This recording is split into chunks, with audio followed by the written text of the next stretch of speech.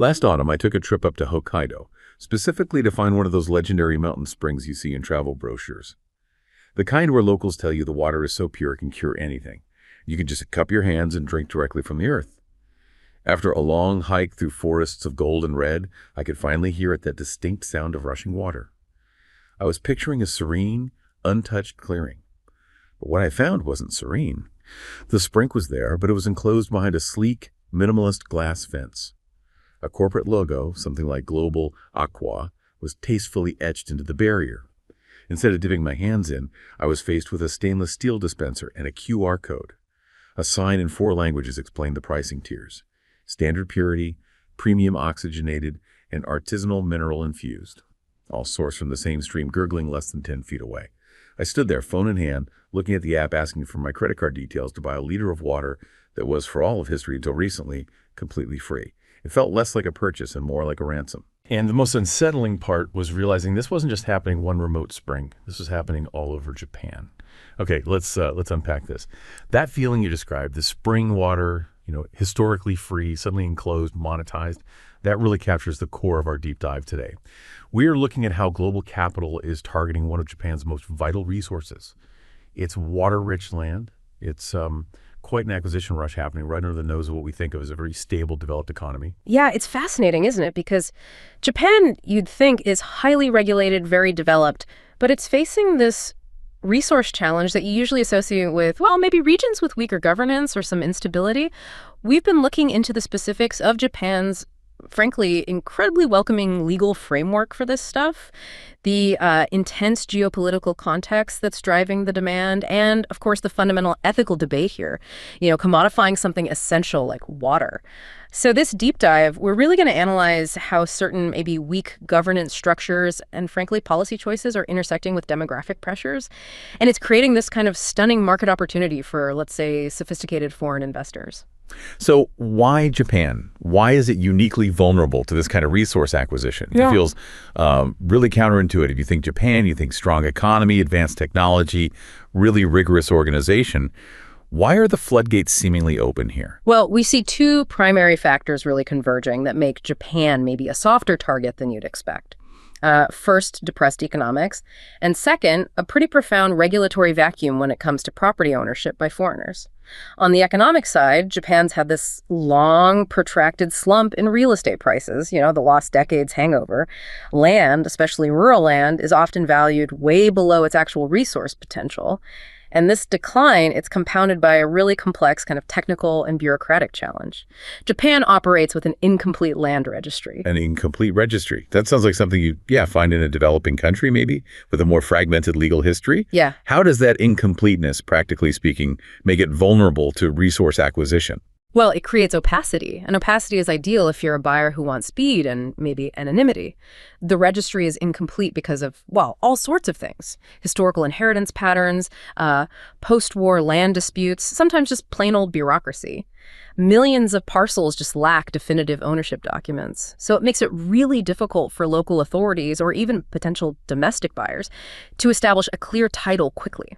This lack of clear public records means that transactions for these remote plots, including forest land, which is essential for groundwater recharge, they end up being opaque and, crucially, cheap. Large international investors, unlike maybe local farmers, they have the capital, they have the legal teams to navigate this ambiguity quickly. And they often snap up land at, fire sale prices. And the price itself is just astounding when you look at it. The figures show remote woodland, and critically, buying that land often includes the underlying groundwater rights, can be bought for almost nothing. This isn't just cheap land. It feels like resource insurance being bought on the cheap. That's exactly the point, yeah.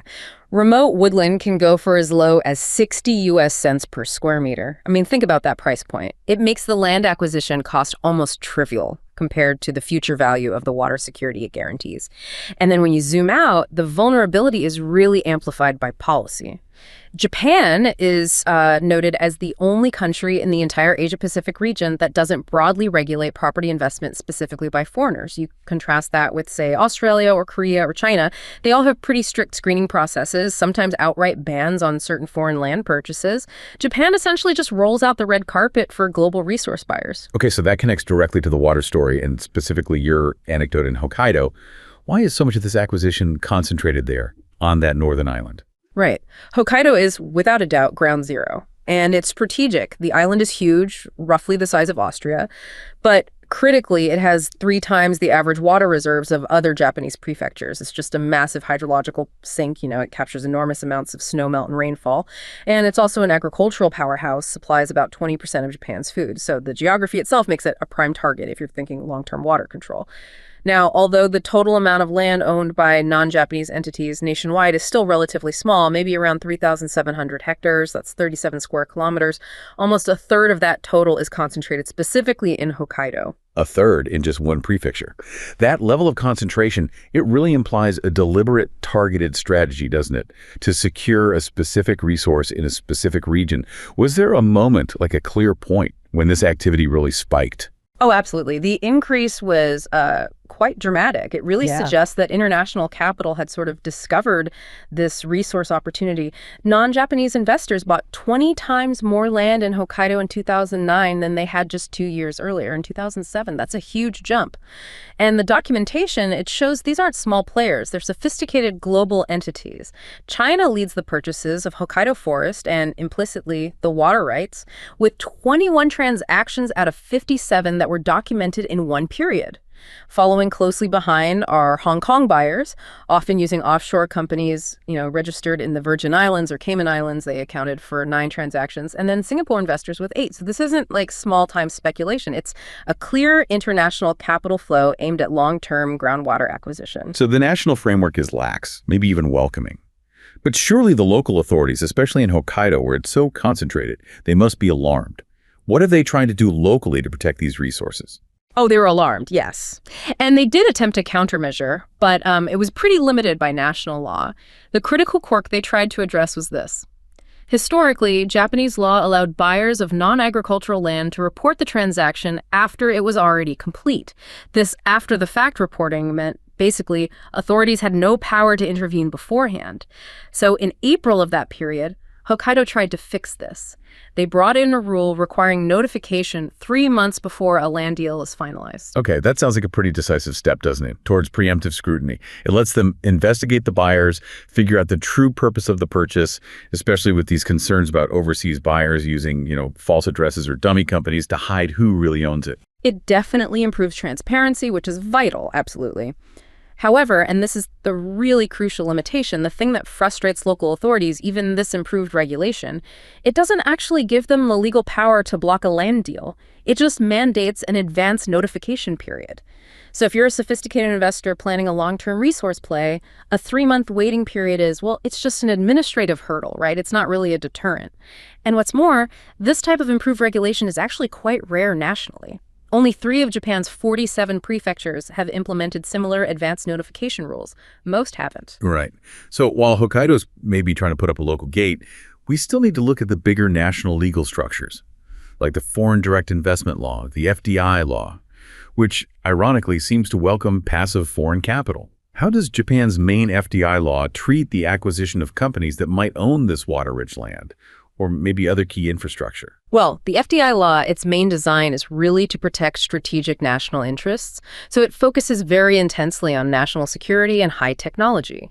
It establishes these categories. Designated business sectors, that's a broad category covering infrastructure, essential services, things like that, and then there's a tighter subset within that called core sectors. Now, core sectors are activities considered really significant for national security. Think advanced defense tech, nuclear power, critical communications, and those face much higher government scrutiny. Okay, so if a foreign investor wants to buy, say, a fiber optic cable company or maybe a defense contractor, they're going to face massive hurdles. Makes sense. Mm-hmm. But what about acquiring, say, a huge forest management company, one that controls the headwaters of a major river system? Does that fall under the same level of scrutiny? Generally, no. And this is where the blanket exemption comes in. It's really the crucial legal loophole that these foreign resource buyers can exploit. A foreign investor can actually acquire shares with no upper limit, none in a publicly traded designated company, even if that company operates in a core sector without needing prior government approval if they qualify for this exemption. No upper limit. Mm-hmm. Wow. So what are the specific conditions for getting that exemption? And why do they allow acquisition without apparently triggering concerns about control? Well, the conditions are very narrowly focused. They're laser focused on preventing operational control. So the foreign investor has to agree to three main things. One, they won't become a board member of the company. Two, they won't propose selling off or transferring core business activities at a shareholders meeting. And three, they won't access any non-public information about the company's proprietary tech related to that designated business sector. Okay, that sounds maybe reasonable on the surface. Don't get involved in day-to-day operations, don't touch the tech. But if I'm a major asset manager, like a big sovereign wealth fund, I don't really need a board seat to exert long-term pressure, do I? I just need to hold a massive stake, say 15%, 20%. And my fiduciary duty actually requires me to maximize my return on that asset. That could mean pushing for strategies that benefit me, regardless of local community needs or resource protection. That is the exact mechanism of passive control that global capital exploits. You've hit it right there. These large institutional investors, they're not typically looking for day-to-day managerial control. That's messy. They want long-term strategic asset exposure. By simply owning a significant chunk of the company, 15%, 20%, even less sometimes, they gain enormous influence. Influence over financing decisions, over capital allocation, over long-term strategy like selling off non-core assets, which might just happen to include those valuable water rights or forest lands. They can achieve this systemic strategic influence without actually triggering the national security review, because that review is so focused on technical operational control. The law effectively prioritizes the smooth flow of foreign capital into Japanese markets over the preemptive protection of fundamental natural resources like water. But even with this blanket exemption, they still have to report the purchase if it hits a certain threshold, don't they? There's still some notification. Yes, that's true. If they purchase 10% or more of the voting rights or the issued shares, they still have to file a post-acquisition notice report. That goes to the Ministry of Finance and also the relevant economic ministry overseeing that sector. But again, notice the timing. Post-acquisition. It means the deal is done. The capital has already flowed in. Reversing it at that point is legally very difficult and politically often fraught. So this structure pretty much ensures that resource acquisition is often a completed fact before the government can fully assess its strategic impact. Okay, let's shift gears slightly. This resource acquisition, it's clearly not just about maximizing profits for some anonymous fund somewhere. It seems to escalate pretty quickly into a significant security concern for Japan itself, especially when you consider the identity of some of these foreign buyers who, according to reports, might have links to foreign state entities. Absolutely. The security concerns became so significant that the Japanese government actually launched a formal investigation back in 2020, specifically looking into land purchases near sensitive areas. And the findings were, well, pretty stark, highly alarming, really. They found at least 700 properties located near Japan, self-defense forces, JSDF facilities, near American military bases, and other sensitive installations that have either been purchased or are being targeted by foreign parties. 700 properties near bases. That's an incredible number. But how effective is the monitoring concern? Are we talking about sophisticated high-tech surveillance possibilities, or is the worry more about just potential access to the area, control of the land itself, maybe the water sources? It's potentially both. But the primary threat identified is often the simple physical presence and control of the surrounding land. The investigation found about 80 specific cases of purchases within 10 kilometers of high-security locations. This includes key military installations, but also remote border islands just by the fall of 2020. The explicit danger that officials point to is that owning the land around these sites provides access to sensitive topography. It could potentially allow for long-term, maybe low-tech monitoring of things like defense activities, vehicle traffic coming and going, personnel movements. And furthermore, controlling the local ecosystem, which includes critical water access points around a base, could give a foreign entity a potential point of strategic leverage, or even disruption during a time of crisis. Right. And if we connect this local security concern to the bigger global picture, water is clearly becoming, well, maybe the ultimate geopolitical asset worldwide. It seems like Japan, this water-rich developed nation, is somehow becoming a casualty of water stress happening elsewhere. That's exactly right, yeah. This whole situation highlights a critical global disparity, and it's driven largely by shifting demographics and, of course, climate change.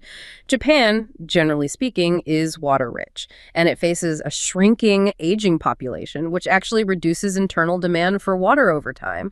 But then you look at major powers like China and India, they have the opposite trends: rapidly growing populations, industrializing economies, and they're projected to face significant water shortages, potentially as early as 2030, according to UN reports. And their need isn't just future projection, it's urgent right now, isn't it? Yeah. How much of China's economy is already operating in water-stressed areas?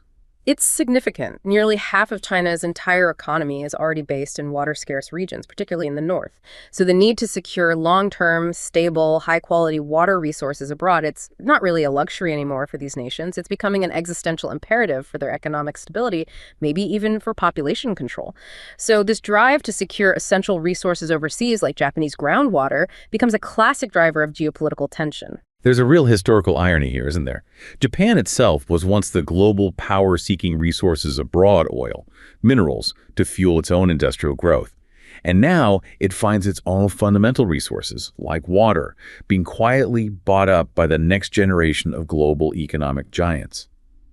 It really reflects that fear of losing access, in a world where resources feel increasingly constrained. Precisely, yeah. It completely flips the traditional narrative of resource geopolitics. And this kind of acquisition drive, it can intensify regional conflicts. It mirrors historical tensions. Think about, for instance, the long-running conflict between India and Pakistan over the Indus River system in Kashmir.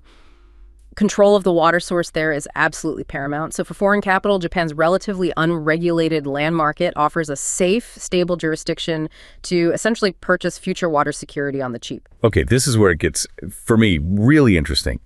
How does the sort of sociological critique of global capitalism interpret this phenomenon, especially happening in a developed, supposedly stable nation like Japan? It feels too systemic, too widespread to just be about a few individual buyers making opportunistic deals. Yeah, sociologists and critical theorists, they frame this entire process, the lax regulation, the flow of speculative capital, the acquisition of what were previously shared public goods like water.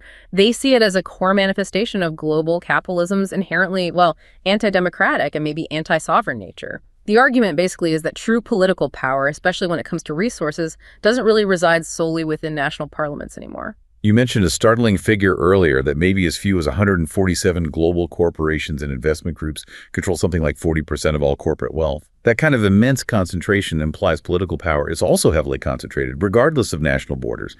It certainly does. And it's important to clarify, right? This isn't just about a few individual billionaires.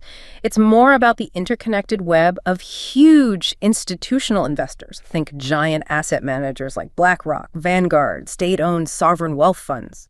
Their collective fiduciary duty, their legal mandate, requires them to prioritize profit and growth above almost everything else. And since political power tends to follow economic power, critics argue that genuine democracy becomes very difficult to maintain when these massive transnational economic forces are effectively setting the terms of the game. Their relentless mandate for constant growth drives what some call the privatization of everything, including communal spaces, essential agricultural land, and crucially here, water resources. So how does that concentration explicitly undermine national sovereignty? It can feel like a bit of an abstract concept until you look at the specific mechanisms at play. Right. It happens through several key mechanisms. First, as we've discussed, that immense corporate economic power allows them to lobby effectively for weak regulatory environments like the FDI blanket exemption we talked about in Japan. They help create the conditions for their own expansion. Second, they utilize international agreements, particularly things like investor-state dispute settlement or ISDS clauses, which are often embedded in trade treaties. These clauses are powerful. Imagine if Japan, hypothetically, decided tomorrow to pass a strict new environmental law to really protect its water sources. Under ISDS, a foreign company that had invested in, say, forest land or a water bottling plant could potentially sue the Japanese government directly in an international tribunal. They could argue that the new domestic law damaged the value of their investment, and they could seek massive compensation. So national sovereignty, the ability of a country to make its own laws for its own people and environment, effectively becomes subservient to the flow of corporate capital. A foreign tribunal or a trade court could potentially supersede a democratically passed environmental or resource law. That is the core of the critique, yes. One critical perspective argues that modern state sovereignty, while we think of it as being very focused on people and territory, anthropocentric and territorial, in practice, it often ends up acting as an environmental practice that is ultimately subservient to capital. Corporate power increasingly steps into the void that's created when national authority weakens, or when national politics finds it difficult to legislate against powerful global economic interests. This shift means that decisions affecting millions of people's access to fundamental resources like water are determined less in the halls of government and more in the executive suites of these transnational asset managers. The ultimate outcome, some argue, is a perceptible end of national sovereignty over essential public goods. Okay, let's pivot then to the immediate sort of tangible consequences for citizens when essential services like water are privatized and commodified. The core conflict here feels deeply ethical. Is water a fundamental human right, something everyone needs to live, or is it purely a market commodity, something to be bought and sold like any other? That really is the unavoidable ethical dilemma at the heart of it. And the consequences of choosing the commodity route, well, they're pretty clear from global experience. Global capitalism, as we've touched on, inherently fosters extreme wealth inequality. So when resources like water are privatized, the subsequent monetization turning it into something you pay for directly, inevitably, tends to benefit the wealthy few. Those who can afford premium service tiers, or those who hold stock in the water companies. Consequently, equitable access to clean, affordable water becomes much more difficult for the poor, for vulnerable populations.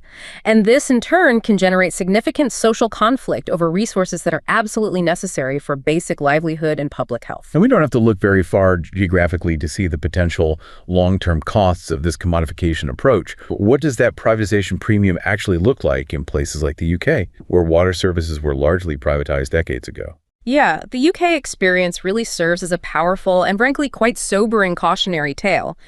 It shows what can happen when essential public goods are transferred wholesale to private hands.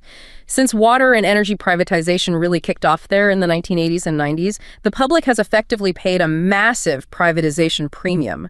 Research indicates that shareholders of the key privatized industries, including the water companies, were paid out something like $193 billion in dividends just since the 1990s. $193 billion. That's an absolutely astonishing amount of money.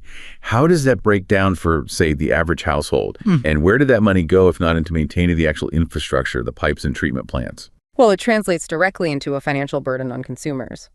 That $193 billion figure equates to a privatization premium of roughly £250 per household per year just since 2010 alone.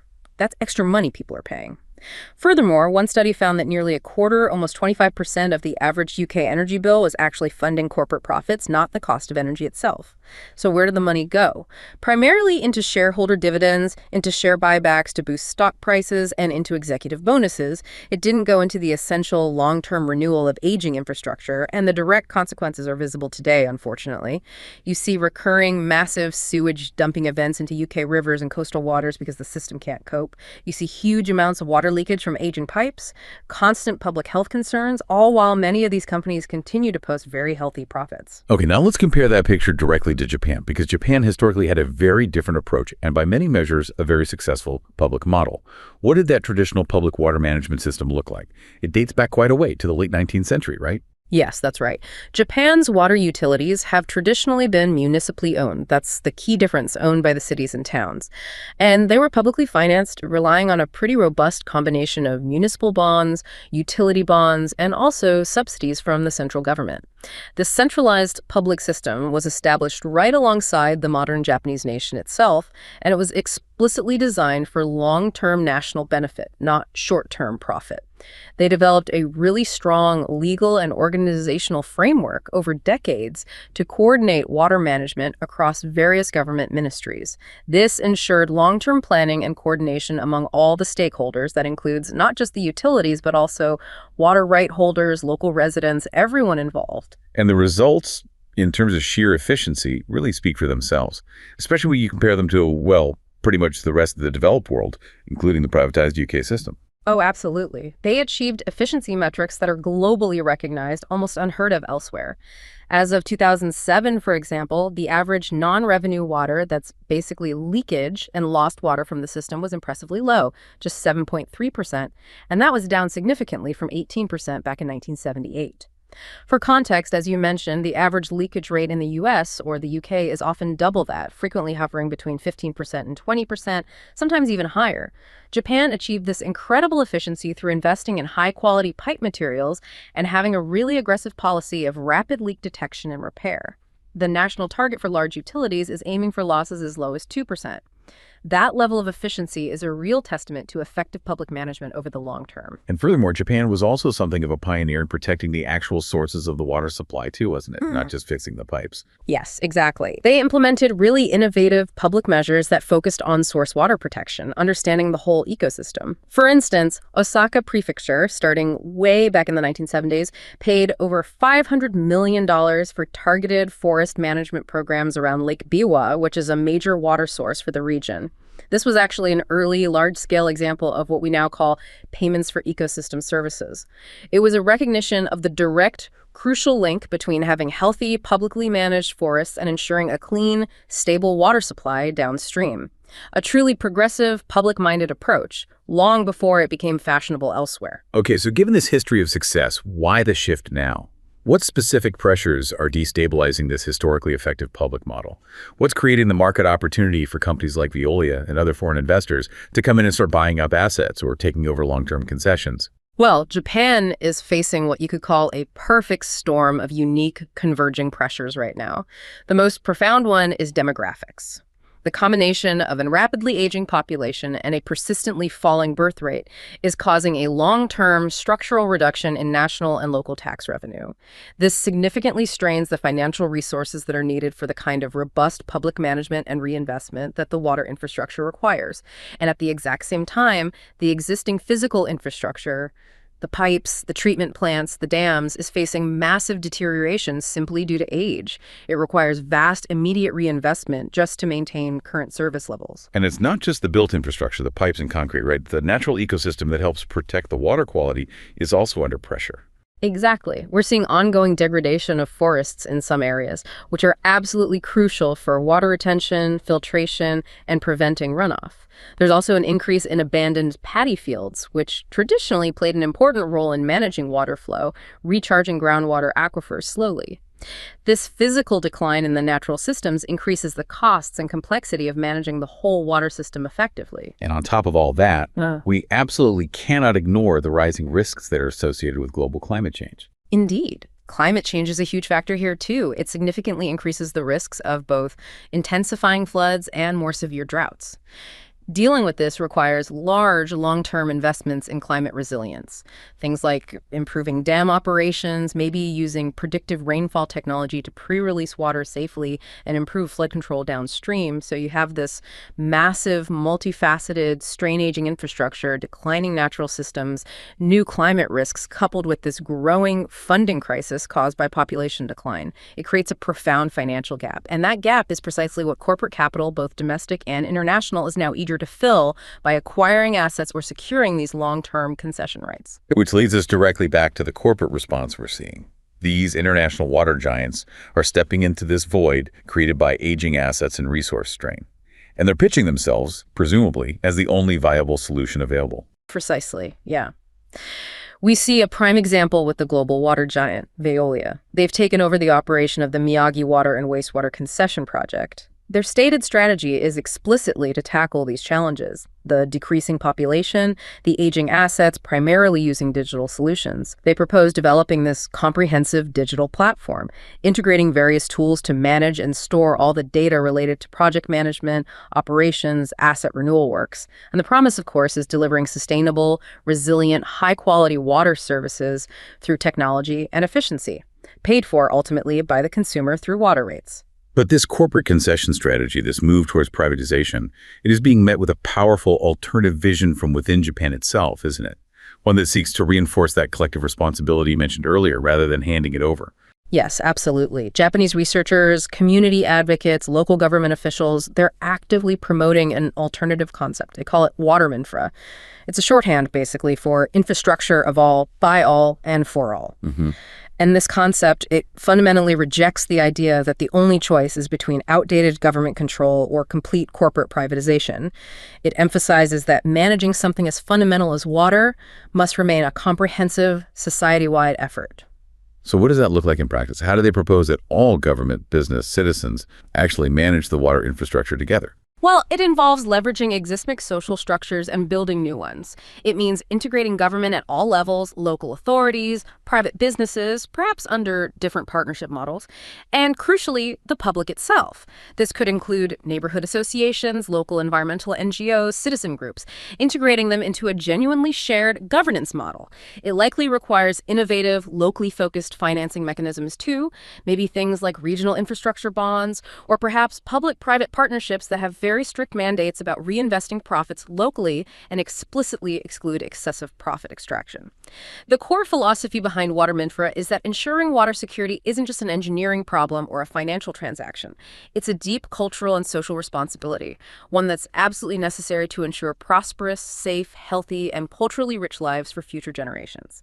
It's really about countering that market impulse towards exclusive privatization and potential asset stripping of a common good. So this deep dive today has really shown us that the tranquil picture we might have of Japan's abundant, reliable water resources is actually overlaid by these incredibly complex global dynamics. We've seen a national legal framework that seems perhaps unintentionally ripe for exploitation, partly due to economic and demographic strain. We've seen rising international security concerns driven by non-state actors potentially acquiring strategic land near sensitive sites. And underlying it all is this fundamental philosophical debate. Is pure water a resource to be sold to the highest bidder, or is it a fundamental right to be preserved for everyone? Yeah, exactly. What started as that unsettling encounter you described at a single enclosed mountain spring up in Hokkaido, it really reveals these immense pressures of global capital flowing into nations we normally think of as completely stable and self-sufficient. It challenges long-held assumptions, I think, about national sovereignty, about who holds the responsibility for essential public goods like water. And it demonstrates quite clearly how economic vulnerability, even in a wealthy nation, can create the perfect opportunity for outside capital to acquire fundamental resources that were previously just assumed to be held in common trust for all. It's a dynamic playing out globally, but Japan's case is particularly stark.